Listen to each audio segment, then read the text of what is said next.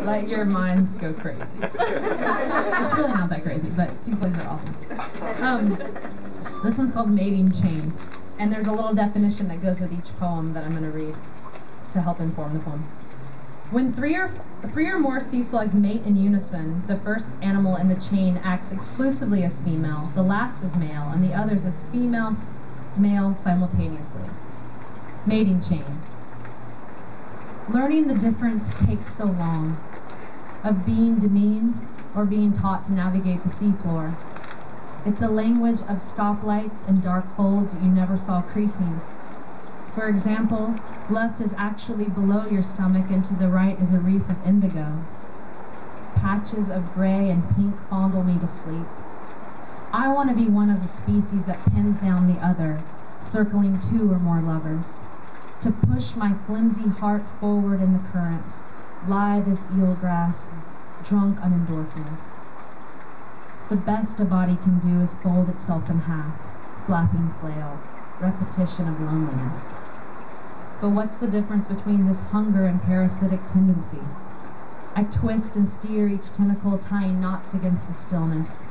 This one to symbolize love and the other savagery. I'm learning the subtlety, braiding between them. This is called Afterlife. If sea slugs are not sedated before being killed and preserved, they tend to retract into a shapeless ball. When dissected, their internal organs are usually so contorted, an understanding of their anatomy is very difficult. I place you in a shallow dish. Watch the water touch your body, touch my hand. Preservation holds our minds in salt, light, formaldehyde. I say crystallize and you're tongue-tied. Heaven opens just wide enough to slip through. They told me you were impossible to care for. They told me you would be unidentifiable, a thin, wet sliver of impersonal pronoun. The task of unknotting you begins with bathing. Your insides, a bottle of shoe polish, crushed ivory, coil of copper springs, in sprayed. I place you in a shell, pray. Starvation reminds me of when I was stubborn in love. Doves are feathery little burdens. Worms want to eat us after we've gone to hell. Wouldn't it be perfect to keep shape and color after such a long time? After all the seawater in the world won't bring you back.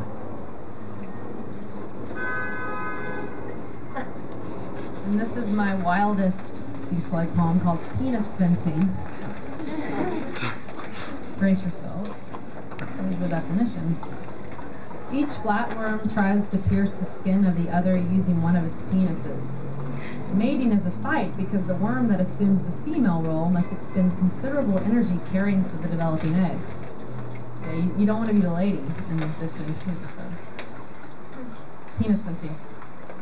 Coming at this with a foil, poised darling, perched along the high reef's pinnacle, self-awareness is severe. I read your biography. I learned everything about you from the internet. Who can get whose hand around your throat, de facto male, de facto female? Like the bathroom photo uploaded to the worldwide supermarket bag. The flatworms do it because they have to. Watch them swing and slit the most private wound of all. You say rapier because it is the French word for dagger. I say come at me with the irony in your fist. I read your profile. I know who you were fucking last night. They do it because they have to. Call it survival, but one of the worms must lose. Inevitable pregnant hiss of disappointment. One of us must waste our lives caring for the sting. The title of the book is called I Was There for Your Somniloquy.